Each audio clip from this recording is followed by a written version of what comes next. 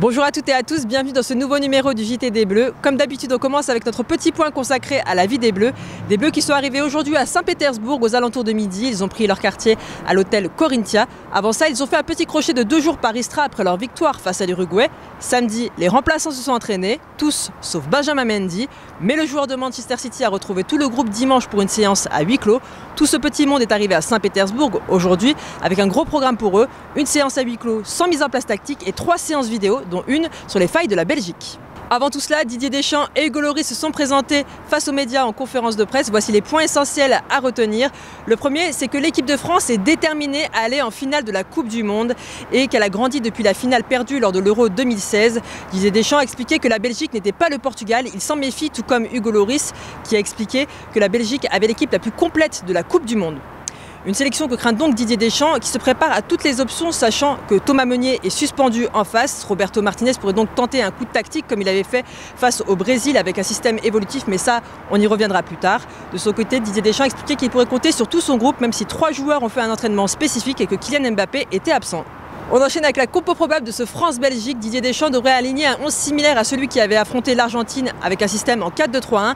Dans les cages, pas de surprise, Hugo Lloris devrait débuter.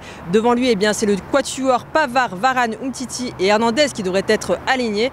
Le duo Kanté-Pogba sera aligné au milieu de terrain. Devant, Blaise Matuidi va retrouver sa place sur le côté gauche. Il avait été remplacé par Tolisso face à l'Uruguay. Griezmann et Mbappé seront à ses côtés. Enfin, Olivier Giroud sera aligné en pointe.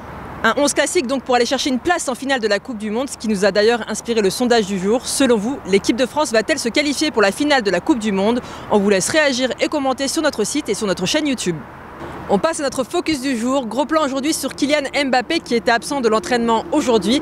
À 19 ans, le joueur de l'équipe de France a mis toute la planète football à ses pieds après son match magnifique face à l'Argentine et son doublé, on s'en souvient.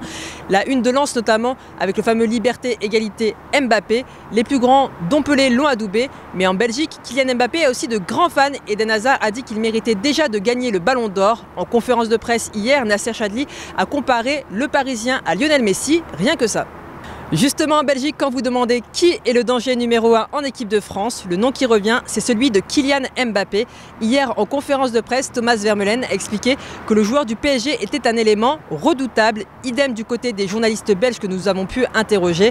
Ils ont dit que la Belgique a peur de Kylian Mbappé. Roberto Martinez devrait donc s'adapter, d'autant que la vitesse et la percussion de Mbappé devraient mettre à mal une défense de la Belgique qui est réputée pour être très lente. Vermeulen devrait donc être épaulé par Vertonghen qui redescendrait d'un cran sur les phases défensive. Un élément comme Witsel ou Fellaini au milieu de terrain devrait venir aussi épauler les deux hommes. Kylian Mbappé est prévenu, il est attendu. C'est la fin de ce JT des Bleus, merci de nous avoir suivis. Comme d'habitude, on se quitte avec une image plutôt sympa. Aujourd'hui, c'est Ousmane Dembélé qui est prêt à tout pour son Winchester FC. À bientôt. En Angleterre, à Winchester. Ouais, si t'as vu la série The Last Kingdom, à Winchester ça se passe. Donc je vais créer un club là-bas.